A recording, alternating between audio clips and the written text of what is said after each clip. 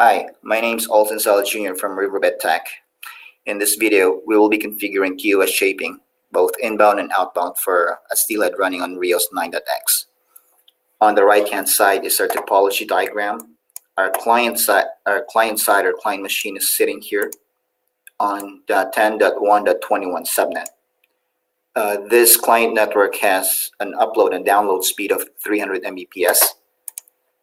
Over here will be the data center steelhead or data center network in 10.1.31 subnet. This network will have 200 Mbps up and down speed. Our main goal is to prioritize HTTP traffic over other traffic. The first step is to configure a QoS profile. Click networking and then quality of service page.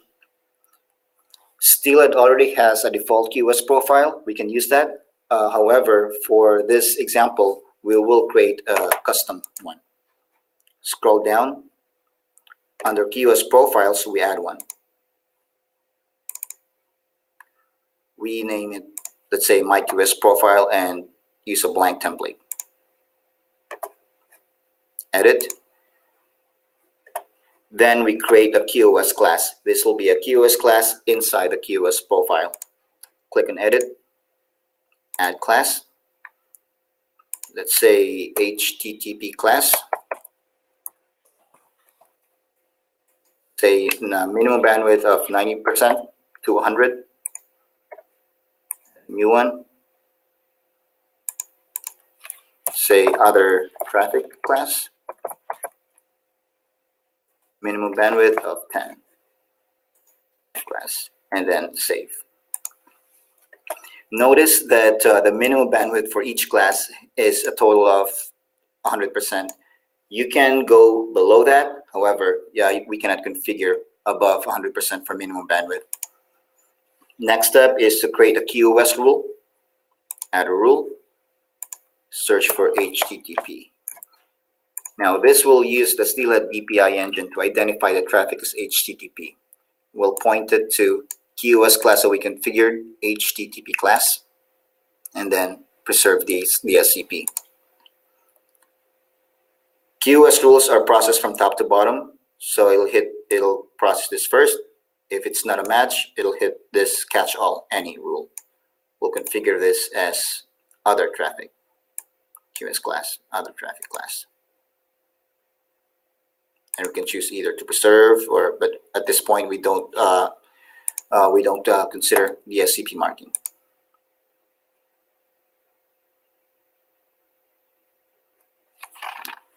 We refresh.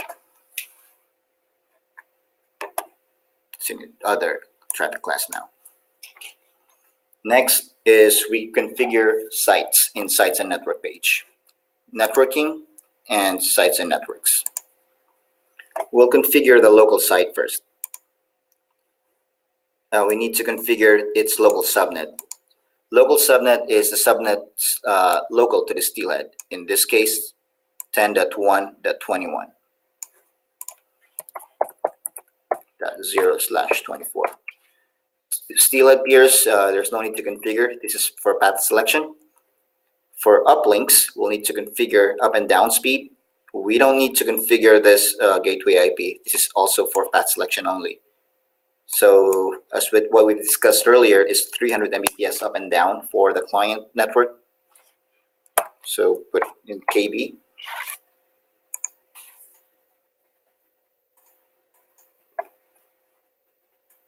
And then save. Next is we create a site, our data center site.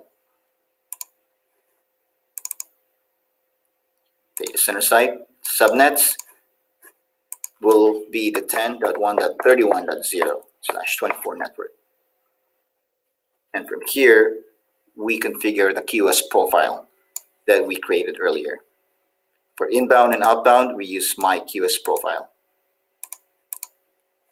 Then we configure uplinks. Put in any name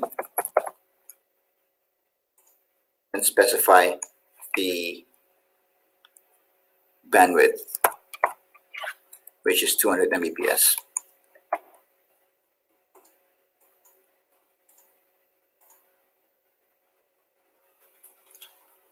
So when the steelhead is doing QoS shaping, if the remote IP is somewhere on the data center site subnet, it will use my QoS profile.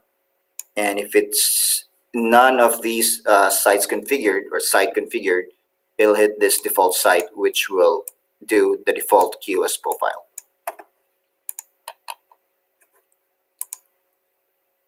Going back to QoS page to double check.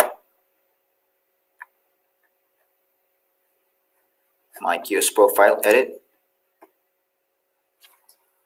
If the steelhead will be doing a QoS shaping between the local subnet and the remote site, which is in the data center site, and if it sees HTTP traffic, it'll hit this QoS rule.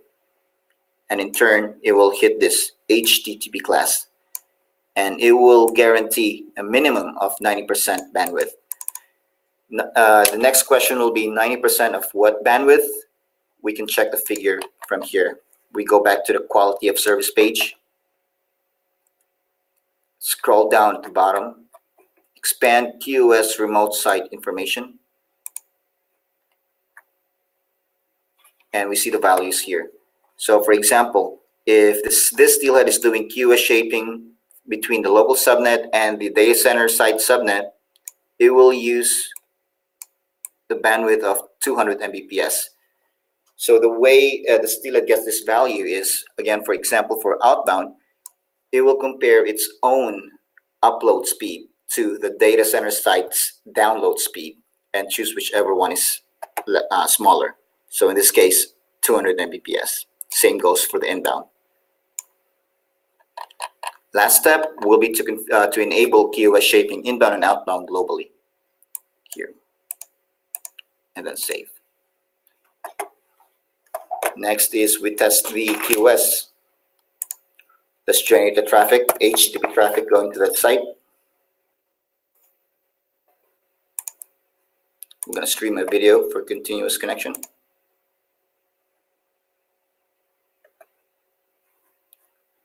If the connection is optimized, there will be QoS related information in current connections. Expand this. We see it here.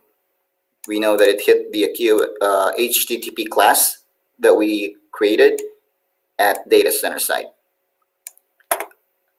Another page where we could verify if it's working is on the QoS report page, inbound and outbound. For this example, we'll check outbound QoS here.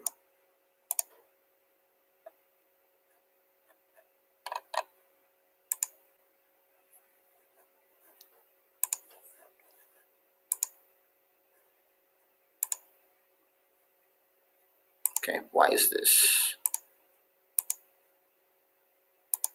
This is turned on.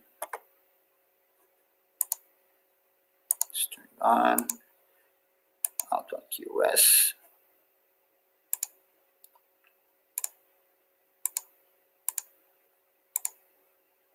Okay, there we go.